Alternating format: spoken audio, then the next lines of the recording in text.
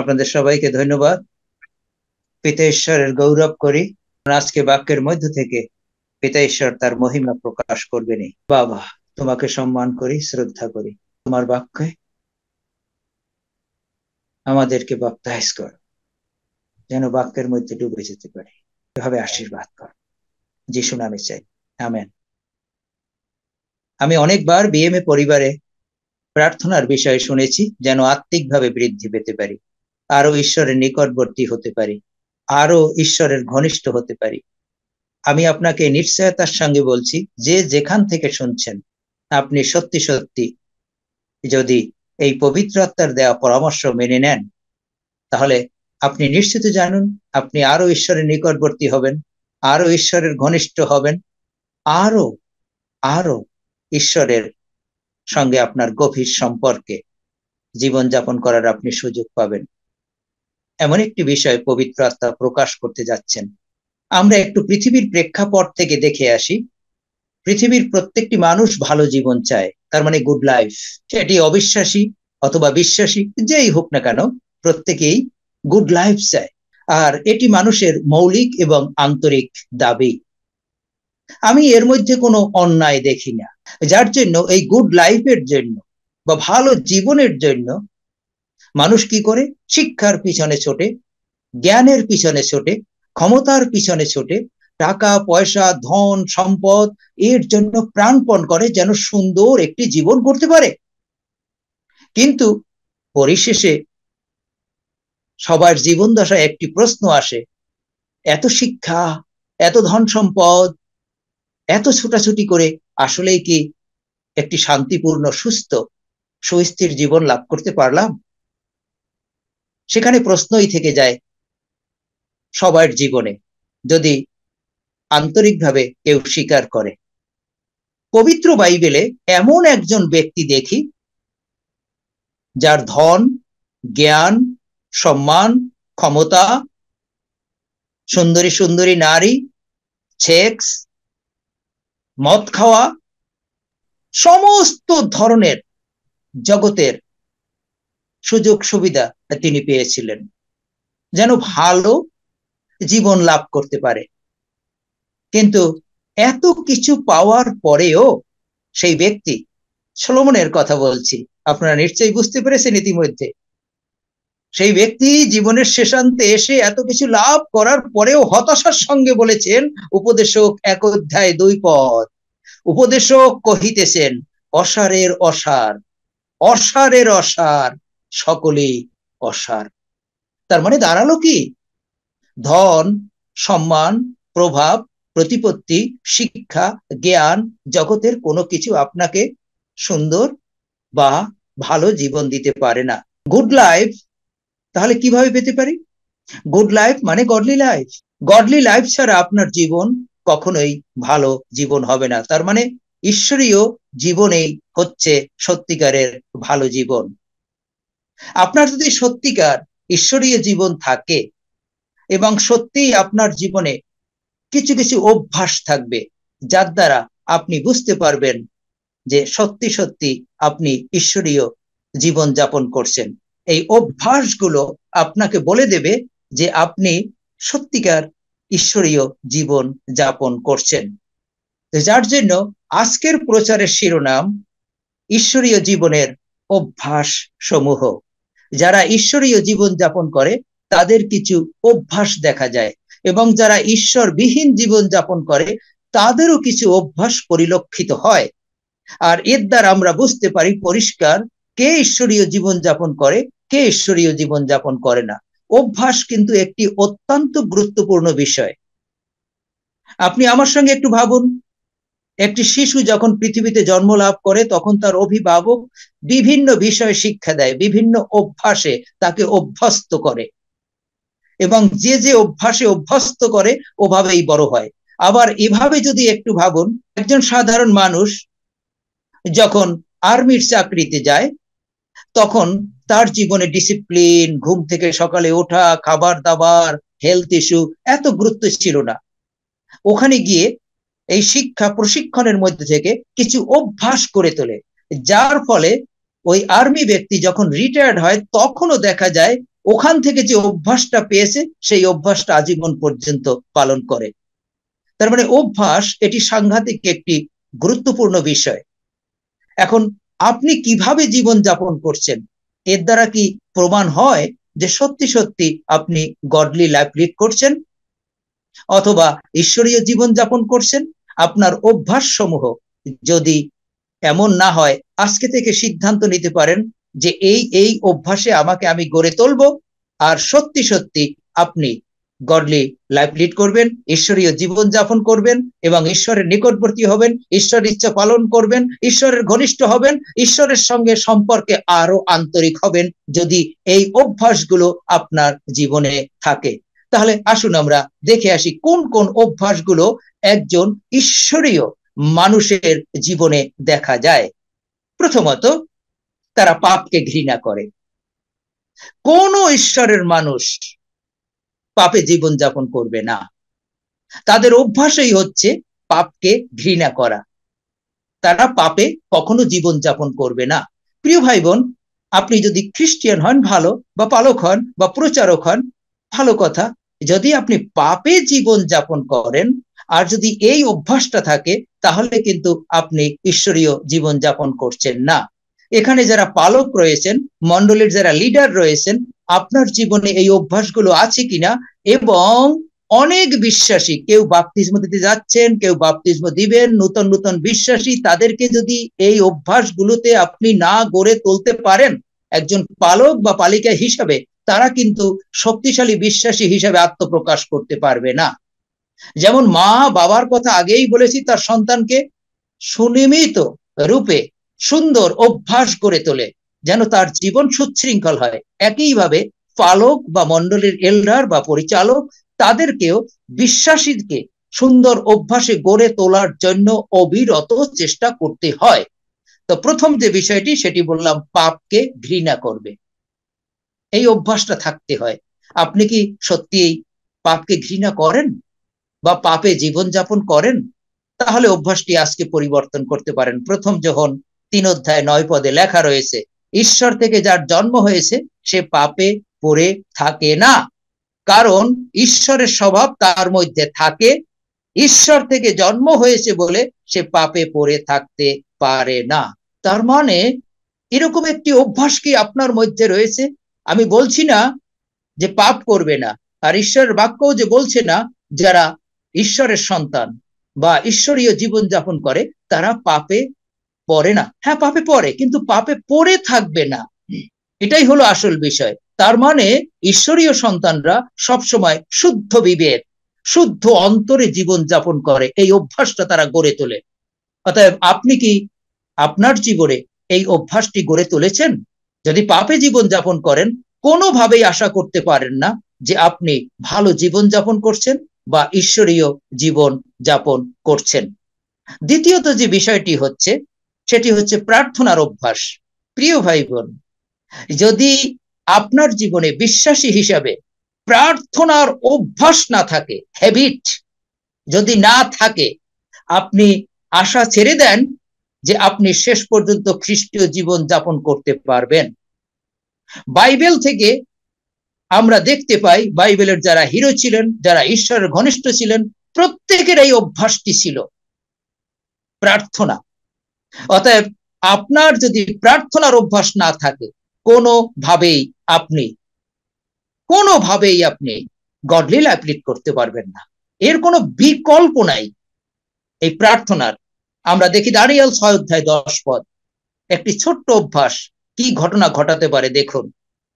Danijel 6:10 হুকুমের স্বাক্ষর দেওয়া হয়ে গিয়েছে শুনে দানিয়েল তার বাড়ির উপর তালার ঘরে গেলেন। সেই ঘরের জানালা জেরুজালেমের দিকে খোলা ছিল। তিনি নিজের অভ্যাস মতো, একেবারে হুবহু এই বাংলায় লেখা রয়েছে, কমন ল্যাঙ্গুয়েজে, তিনি নিজের অভ্যাস মতো দিনে 3 বার হাঁটু পেতে প্রার্থনা করে ঈশ্বরকে ধন্যবাদ দিলেন। তার মানে দানিয়েল সিংহের গর্তে পড়বে যদি আমরা এর ব্যাকগ্রাউন্ড দেখি উপর থেকে। মানে এমন একটি ক্রাইসিস মুহূর্ত, স্বাক্ষর হয়ে গেছে, এটা আইন পাস হয়ে গেছে, দানিয়েলকে গর্তে ফেলা হবে, সিংহের গর্তে। এবং দানিয়েল জীবন দশায় দেখেছেন যে কেউ ওই গর্ত থেকে একেবারে সশরীরে বেঁচে আসেনি, তার চিহ্ন পাওয়া যাচ্ছে না, এমন অবস্থা। এটি দানিয়েলের অভিজ্ঞতা। কিন্তু এই দানিয়েলের এই সময় অভ্যাস কাজ করছে। কি অভ্যাস ছিল? শুধু এই বিপদের সময় তিনি যে হাঁটু করে প্রার্থনা করবে তা না, এটি যখন তার সুসময় ছিল, সুখকর সময় ছিল, আনন্দের সময় ছিল, সমস্ত অবস্থায় তিনি একটি অভ্যাস গড়ে তুলেছেন, যেন তিনি প্রার্থনা করেন জেরুজালেমের দিকে বাতায়ন খুলে দিনে 3 বার। এটি একটি হ্যাবিট। অতএব যদি খ্রিস্ট বিশ্বাসী হিসাবে শক্তিশালী ভাবে জীবন যাপন করতে চান, তাহলে আপনাকে প্রার্থনার অভ্যাস গড়ে তুলতে হবে। আপনি যদি মনে করুন যে হাঁটু গাড়া ছাড়া ঈশ্বরের কাছ থেকে কিছু পাবেন, হাঁটু পাতা ছাড়া ঈশ্বরের কাছ থেকে কিছু পাবেন, প্রার্থনা ছাড়া ঈশ্বরের কাছ থেকে কিছু পাবেন, প্রার্থনা ছাড়া খ্রিস্টীয় জীবন যাপন করবেন, কোনোভাবেই সম্ভব না, কখনো সম্ভব না। খ্রিস্ট যিশু থেকে, প্রভু খ্রিস্ট যিশু থেকে ঈশ্বরের প্রত্যেকটি লোকের অভ্যাস ছিল প্রার্থনা, প্রার্থনা, অবিরত প্রার্থনা। এই অভ্যাসটি কি আপনার আছে? এই অভ্যাসটিকে কি আপনি শিক্ষা দিচ্ছেন আপনার মণ্ডলীর লোকজনকে? অতএব দ্বিতীয় যে অভ্যাস, ভালো জীবন যাপন করা বা গডলি জীবন যাপন করার দ্বিতীয় অভ্যাস হচ্ছে প্রার্থনা। এবার আমরা চলে যাই তৃতীয় অভ্যাস। আরেকটি অভ্যাস অত্যন্ত গুরুত্বপূর্ণ, যে অভ্যাসটি হচ্ছে সমস্ত অবস্থায় ঈশ্বরে বিশ্বাস অথবা নির্ভর করা। সমস্ত অবস্থায়।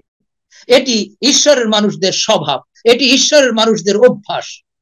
তারা যা কিছু দেখে, যে কোনো অবস্থায়, যত কঠিন পরিস্থিতি হোক না কেন, তারা ঈশ্বরে বিশ্বাস করতে অথবা নির্ভর করতে একই কথা। তারা সব সময় বিশ্বাস এবং নির্ভর করে, এটি তাদের অভ্যাস। হিতোপদেশ 3 অধ্যায় 5 পদ। হিতোপদেশ 3 অধ্যায় 5 পদ। তোমার সমস্ত অন্তর দিয়ে সদাপ্রভুর উপরে নির্ভর করো, তোমার নিজ বিচার বুদ্ধির উপরে ভরসা করো না। সমস্ত অবস্থায়, সমস্ত অন্তর দিয়ে, এটি ঈশ্বরের মানুষের স্বভাব, এটি অভ্যাস। তারা ঈশ্বরে নির্ভর করবে। কি হচ্ছে, কেন হচ্ছে, এর ফলাফল কি, এ নিয়ে কোনোভাবেই তারা চিন্তিত না। কারণ তাদের বিশ্বাস ঈশ্বর সর্বশক্তিমান, তার কাছে অসম্ভব বলে কোনো কিছু নেই। তাদের বিশ্বাস জীবনে যা কিছু ঘটবে সমস্ত কিছু মঙ্গলের জন্য। তাদের বিশ্বাস ঈশ্বর আমাদের জীবনে যা কিছু করবে সমস্ত ভালো কিছু করবে। তাদের বিশ্বাস এবং নির্ভরতা মৃত্যু ছায়া হোক, সিংহের গর্ত হোক, আগুনের মধ্যে হোক, যেভাবেই হোক না কেন, আমরা ঈশ্বরে নির্ভর করব আর ঈশ্বর আমাদের সঙ্গে থাকবেন। এটি কিন্তু একটি অভ্যাস। এই জন্য জগতের মানুষ তারা বলবে, তুমি কার উপরে নির্ভর করছো যাকে দেখতে পাচ্ছ না? কার উপরে বিশ্বাস করছো যার কথা অডিও ভয়েসে শুনতে পাচ্ছ না?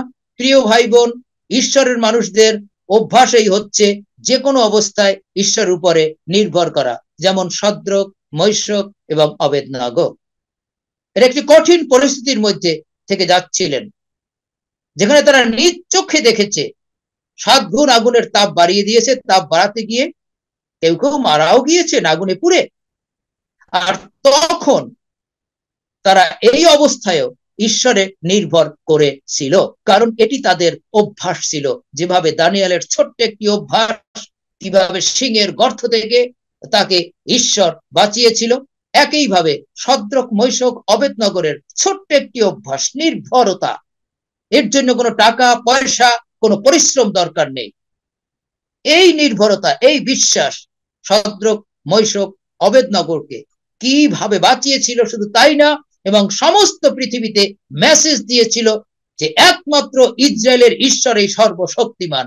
অতএব এই অভ্যাসটি যদি আপনার থাকে, এই অভ্যাসটি যদি আপনি আপনার মণ্ডলীর বিশ্বাসীদেরকে গড়ে তুলতে পারেন, তাহলে যে কোনো জায়গায় তারা যাবে, তারা সত্যি সত্যি ঈশ্বরের উপস্থিতিতে এবং সাংঘাতিকভাবে ঈশ্বরের ঘনিষ্ঠ জীবন যাপন করবে। তো যার জন্য প্রিয় ভাই বোন, তৃতীয় যে অভ্যাসটি সেটি হলো বিশ্বাস এবং নির্ভরতা। এবারে আমরা চলে যাই যারা ঈশ্বরীয় জীবন যাপন করে, যারা ঈশ্বরের মানুষ, তাদের আরেকটি অভ্যাস একান্তই থাকা দরকার।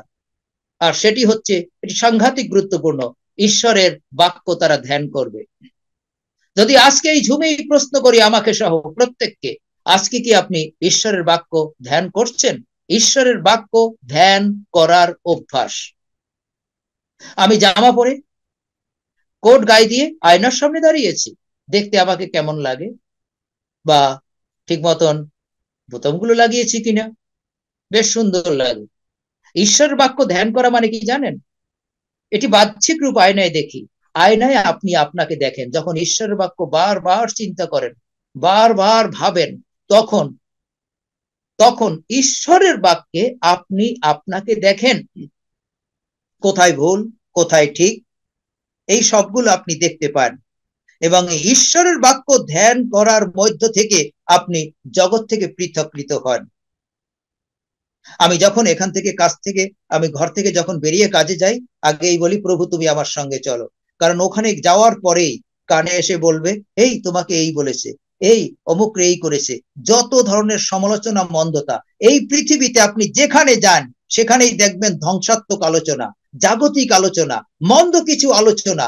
আর এগুলো আপনার ব্রেইনে যখন আপনি ডাউনলোড করবেন, আবার যখন টিভি খুলবেন দেখবেন ডিস্ট্রাকটিভ, ধ্বংসাত্মমূলক খবর। জগৎ চারিদিকে এমন ভাবে আমাদেরকে প্রভাব বিস্তার করার চেষ্টা করে, আমাদের অন্তর্মনকে। এই সময় যদি আপনি ঈশ্বরের বাক্য ধ্যান না করার অভ্যাস গড়ে তোলেন, তাহলে আপনার অন্তর এবং মনে জাগতিক বিষয়গুলো স্থান পাবে। তো যার জন্য এই অভ্যাসটি আপনাকে গড়ে তুলতেই হবে, যদি সত্যি সত্যি ঈশ্বরীয় জীবন যাপন করতে চান। ঈশ্বরের বাক্য ধ্যান করা, একটি বাক্য নিয়ে বারবার চিন্তা করা, ঈশ্বরের প্রতিজ্ঞা নিয়ে বারবার চিন্তা করা। আমি প্র্যাকটিক্যালি বলি, যখন কাজে যাই তখন আমি কখনো কখনো এভাবে এরকম মার্কার দিয়ে হাতে ঈশ্বরের বাক্য লিখে রাখি, আর ওইটা আমি চিন্তা করি। কাজ করছি, দু হাত দিয়ে কাজ চলে, মেশিনে কাজ চলে, ওটা আমি চিন্তা করি। কখনো কখনো এভাবে লিখে রাখি, ওরা যা কিছু বলে আমি শুনবো না, আমি শুধু প্রার্থনা করব। আমি প্রার্থনাই করে যাই, প্রার্থনাই করে যাই। ওরা যা কিছু বলে আমি হ্যাঁ কিন্তু ভিতরে আমি প্রার্থনাই করে যাচ্ছি। এইভাবে আপনি যখন ঈশ্বরের বাক্য ধ্যান করবেন, তখন ঈশ্বর নিজে প্রকাশিত হয় তার বাক্যের মধ্যে থেকে। প্রত্যাদেশ, রেভিলেশন, এগুলো প্রকাশিত হবে আপনার মধ্যে। আপনি কি সত্যি সত্যি ঈশ্বরের বাক্য ধ্যান করেন কিনা? এই অভ্যাসটি গড়ে তুলছেন কিনা? বা আপনি কখনো মণ্ডলীতে এই শিক্ষা দিয়েছেন কিনা যে তোমরা এই অভ্যাসটা গড়ে তোলো, যে প্রত্যেক দিন 5 মিনিট হোক, 10 মিনিট হোক, ঈশ্বরের বাক্য ধ্যান করবে। আমি আপনাকে নিশ্চয়তার সঙ্গে বলছি, যদি এই অভ্যাসটি আপনি গড়ে তোলেন, আপনি দেখবেন সত্যি সত্যি আপনার জীবন পরিবর্তন হয়ে গেছে। শুধু তাই না, গীতসংহিতা 1 অধ্যায় 2 পদ, যদি 3 পদ থেকে পড়ে আসেন বা 1 পদ থেকে পড়ে আসেন আরো ভালো। বরং সদাপ্রভুর আইন কানুনেই তার আনন্দ। গীতসংহিতা 1 অধ্যায় 2 পদ। বরং সদাপ্রভুর আইন কানুনেই তার আনন্দ, আর সেটি তার দিবা রাত্রের ধ্যান। তারপরে লেখা রয়েছে, সে যা কিছু করবে সবকিছুতে সফল হবে। এবং যেহোশুকে ঈশ্বর পরামর্শ দিয়েছে 1 অধ্যায় 8 পদে, ওখানে বলেছে তুমি ঈশ্বরের বাক্য পড়ো, ঈশ্বরের বাক্য ঘোষণা করো, সেই মতো কাজ করো এবং তুমি ধ্যান করো। যদি তা করো, 1 অধ্যায় 8 পদে পড়ে দেখবেন, তাহলে তুমি সব কিছুতে সফল হবে এবং মঙ্গল হবে। অর্থাৎ ঈশ্বরের বাক্য ধ্যান ছাড়া, ঈশ্বরের বাক্য ধ্যান ছাড়া কোনোভাবেই আপনি ঈশ্বরের কাছ থেকে আশীর্বাদ পাবেন বা ঈশ্বরীয় জীবন যাপন করবেন, এটি কোনোভাবেই সম্ভব না। যার জন্য আমি অনুরোধ করব, যেন আপনি ঈশ্বরের যদি ঘনিষ্ঠ হতে চান, ঈশ্বরের বাক্য ধ্যান করুন। আত্মিকভাবে বৃদ্ধি পেতে চান, ঈশ্বরের বাক্য ধ্যান করুন। এই অভ্যাসকে আপনি নিজের জীবনে গড়ে তুলুন এবং অন্যের জীবনকে মণ্ডলীতে গড়ে তুলতে আপনি সাহায্য করুন। পঞ্চমত, যে অভ্যাসটি সাংঘাতিক গুরুত্বপূর্ণ, ঈশ্বরের বাক্যের বাধ্যতায় জীবন যাপন করার অভ্যাস। সব কিছু করি, প্রশংসা করি, আরাধনা করি, বাক্য পড়ি, কিন্তু বাধ্যতায় যদি জীবন যাপন না করা হয়, ঈশ্বর আপনাকে আশীর্বাদ করতে পারে না। ঈশ্বরের বাক্যের বাধ্যতার অভ্যাস যদি না থাকে, যে কোনো মূল্যে, আমি আপনাকে নিশ্চয়তার সঙ্গে বলছি, ঈশ্বরের বাক্যের বাধ্যতার অভ্যাস যখন গড়ে তুলবেন, জাগতিক বিষয় আপনার অনেক ছাড় দিতে হবে। এই জন্য যে কোনো মূল্যে যেন ঈশ্বরের বাক্যের বাধ্যতার অভ্যাস গড়ে তুলতে হয়। তাতে স্বামী স্ত্রীর মধ্যে অনেক সময় মনোমালিন্যও হবে, প্রিয়জনদের মধ্যে অনেক সময় মনোমালিন্যও হবে, মণ্ডলীর মধ্যে অনেক সময় মনোমালিন্যও হবে, কারণ আপনি ঈশ্বরের বাক্যের বাধ্যতার অভ্যাস গড়ে তুলছেন। আদি পুস্তক 22:18 আপনারা পড়ে নেবেন, অনুরোধ করব। 17 থেকে 18 পড়লে ভালো, সময়ের জন্য আমি পড়ছি না, আমি শুধু 18 পদটি পড়ছি। 22:18 পদ। আর তোমার মানে অব্রাহামের বংশের মধ্যে দিয়ে পৃথিবীর সমস্ত জাতি আশীর্বাদ পাবে, তুমি আমার আদেশ পালন করেছো বলেই তা হবে। তার মানে অব্রাহাম এই 22 অধ্যায় তার মহাপরীক্ষা, তার ছেলেকে কোরবানি করতে হবে, এটি ঈশ্বর বলেছেন এবং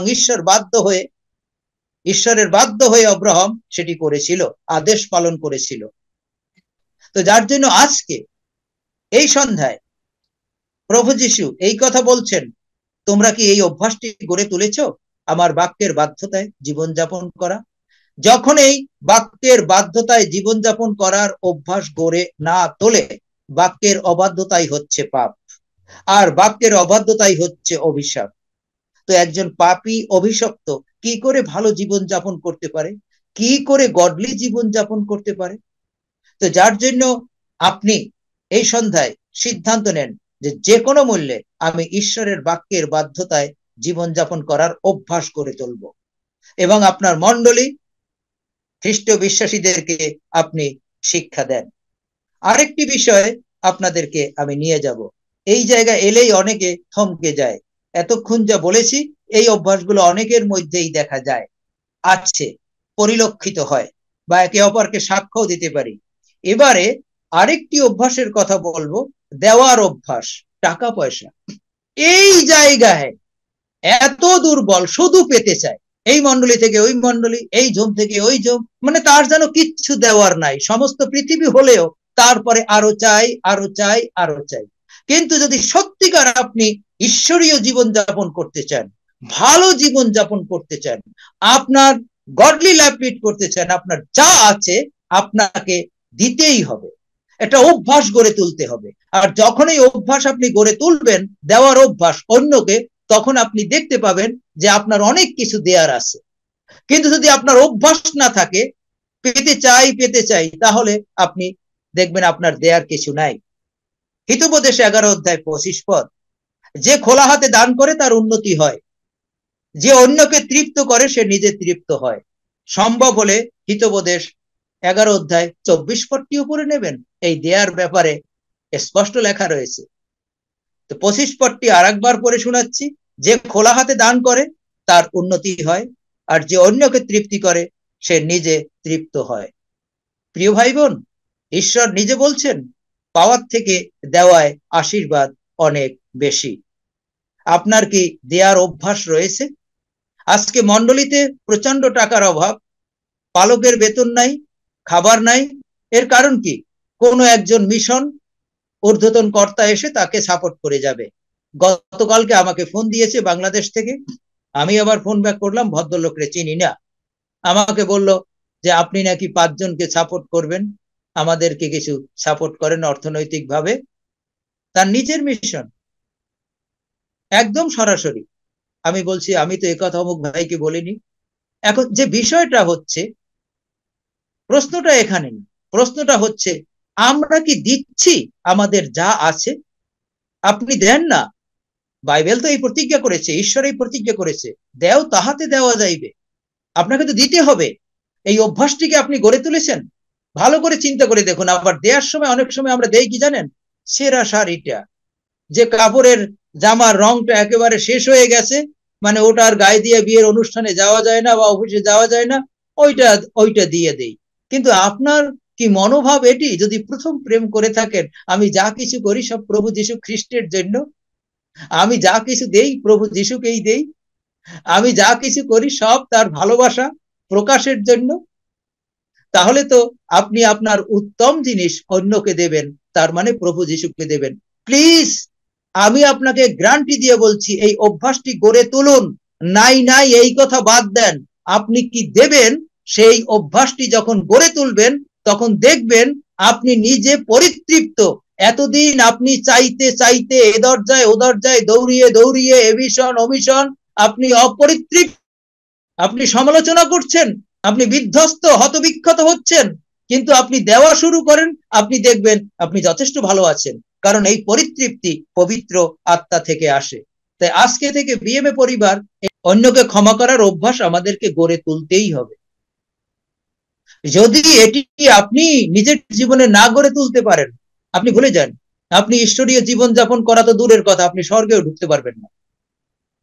এই অভ্যাস আপনার থাকতেই হবে। হ্যাঁ, অন্যায়ভাবে আপনার প্রতি অত্যাচার করেছে, বদনাম দিয়েছে, আপনাকে ক্ষমা করতে হবে, এর কোনো বিকল্প নেই, এটি একটা অভ্যাস করতে হবে। যেমন আমি বলি, আমার সাধুতার জন্য বলছি না, এখানে মুসলিম ভাই আমাকে থ্রেট দিয়েছিল, মেরে ফেলবে অমুক সমুক। আমি বললাম তুমি তো মাফ করার জায়গাটাও রাখলে না। আমাকে বললো, ও জনাথন মিত্র এরকম মিষ্টি মিষ্টি কথা বলো, আরো বকাঝকা করে ফোনটা কেটে দিল। তার বেশ কয়েকদিন পরে আমাকে আবার থ্রেট দিয়েছিল, অমুক জায়গায় আসবে না, প্যারিসের একটি জায়গা, তোমাকে দেখে নেব, এই করব। তো ওখান থেকে আমি হেঁটে যাচ্ছি, রাস্তার মাঝখানেই দেখা, তখন মাথাটা নুয়ে এভাবে বলল, ভদ্রলোকের নাম রেজা, বললো, দাদা একটা কথা বলি। কি বলো? তা উনি বললেন যে আল্লাহর কাছে ক্ষমা চাইলে তো ক্ষমা করে দেয়। যে হ্যাঁ, তোমার সমস্যাটা কি তাই বলো। বলছি, আপনি একজন ভালো মানুষ, আমার স্ত্রীকেও বলেছি আপনার প্রতি এই সমস্ত কথা বলে অন্যায় করেছি। আমি বললাম, রেজা তুমি তো আমার সঙ্গে এক ঘরে কিছুদিন ছিলে, তুমি কি জানো না আমি অ্যাডভান্স ক্ষমা করে দিই? চাওয়ার দরকার নাই, অভ্যাস। আমি আমার ধার্মিকতা প্রকাশ করছি না, পবিত্র আত্মা এই অভ্যাস আমাকে গড়ে তুলতে সাহায্য করেছে। আপনি একজন মন্ডলী লিডার, একজন খ্রিস্ট বিশ্বাসী হিসাবে অন্যকে কি বিনা কন্ডিশনে, বিনা শর্তে, যে কোনো অবস্থায় ক্ষমা করে দেন? এরকম অভ্যাস গড়ে তুলেছেন? একটু চিন্তা করুন। এবং আপনার মন্ডলীর লোকজনকে শিক্ষা দেন এভাবে অভ্যাস গড়ে তুলতে, যে তোমরা যে কোনো অবস্থায় অন্যকে ক্ষমা করবে। 4 অধ্যায় 32 পদ পড়ছে এই পদটি, তোমরা একে অন্যের প্রতি দয়ালু হও, অন্যের দুঃখে দুঃখী হও, আর ঈশ্বর যেমন খ্রিস্টের মধ্য দিয়ে তোমাদের ক্ষমা করেছেন, তেমনি তোমরাও একে অন্যকে ক্ষমা করো। এটি আদেশ। এই অভ্যাসটি যদি আপনি না করতে পারেন, তাহলে কোনোভাবেই ঈশ্বরীয় জীবন দূরের কথা, স্বর্গে যাওয়ারও কোনো সুযোগ নেই, কারণ পিতা ঈশ্বর আপনাকে ক্ষমা করবে না। অতএব খ্রিস্ট জীবন প্রতিযোগিতার জীবন না। যদি সত্যি আপনি ঈশ্বরীয় জীবন যাপন করেন, তাহলে আপনার কিছু কিছু অভ্যাস থাকবেই, যাকে আপনি পরিবর্তন করতে কোনোভাবেই আপনি চাইবেন না, বরং এই অভ্যাসটা যেন আরো বেশি বৃদ্ধি পায়। সাধু পৌল এবং শীল জেলখানায় বসে প্রার্থনা শুরু করেছে, প্রশংসা শুরু করেছে, অভ্যাস। তো আসুন না আমরা ঈশ্বরীয় স্বভাবে, ঈশ্বরীয় চরিত্রের অভ্যাস গড়ে তুলি। প্রত্যেকটি চরিত্রের একটি অভ্যাস থাকে। এমন হলে কেমন হয়, আপনি প্রচুর টাকা লস করেছেন, তাতে কিন্তু আপনার লস হয়নি।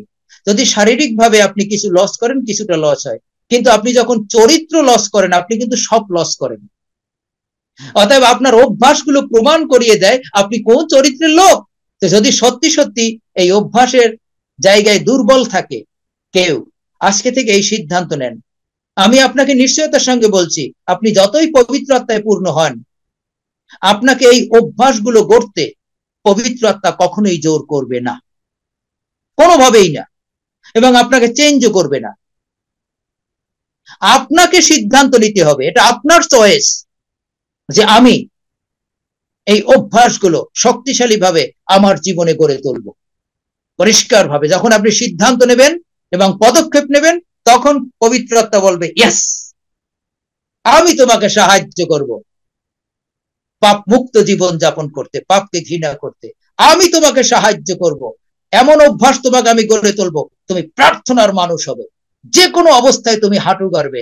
আমি তোমাকে সাহায্য করব এই অভ্যাসে, যে কোনো অবস্থায় আমার উপরে বিশ্বাস এবং নির্ভর করবে, আমি তোমাকে অভ্যাসে গড়ে তুলবো। যে কোনো অবস্থায় তুমি আমার বাক্যকে ধ্যান করবে, মেডিটেট করবে, এই অভ্যাস আমি তোমাকে গড়ে তুলবো।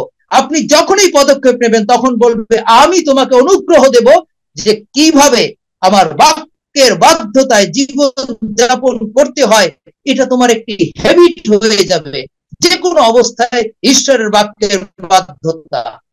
তারপরে পবিত্র আত্মাই আপনাকে দেখাবে যে তোমার এইটা আছে দেওয়ার, ওইটা আছে দেওয়ার, এভাবে দিতে ভাবে অভ্যাসে করে তুলবে। এবং পরিশেষে তুমি ক্ষমা করতে পারো না, তুমি স্টেপ নিয়েছিলে, সিদ্ধান্ত নিয়ে এই সন্ধ্যায়, আর আমি তোমাকে অনুগ্রহ দিলাম, তোমার এখন অভ্যাস দিন দিন বৃদ্ধি পাবে। অন্যকে বিনা শর্তে যে কোনো ভাবে খ্রিস্ট যেভাবে ক্ষমা করেছেন ওভাবে ক্ষমা করতে পারবেন। এই সন্ধ্যায় আপনি কি এরকম একটি সিদ্ধান্ত নিতে চান যে আমি এই অভ্যাসগুলো আমার জীবনে গড়ে তুলতে চাই?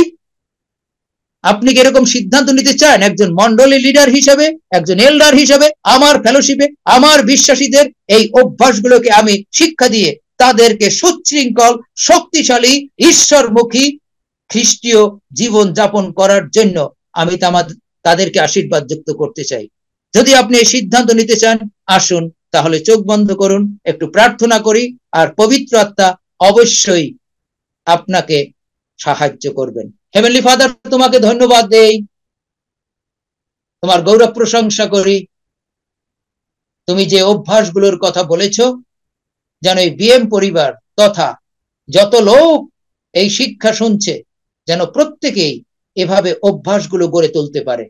পবিত্র আত্মা তুমি তাদেরকে সাহায্য করো, যাদের বদ অভ্যাস রয়েছে, যাদের মন্দ অভ্যাস রয়েছে, তা ভাঙতে তুমি সাহায্য করো, আর এই অভ্যাসে বৃদ্ধি পেতে তুমি সাহায্য করো। তুমি গৌরবান্বিত হও, তুমি মহিমান্বিত হও। থ্যাংক ইউ বাবা, যেন তারা সত্যি সত্যি যারাই শুনছে প্রত্যেকেই যেন সত্যি একটি ঈশ্বরীয় জীবন পায়, স্বর্গীয় জীবন পায়। তুমি সে আশীর্বাদ দান করো, যিশু নামে চাই, আমেন।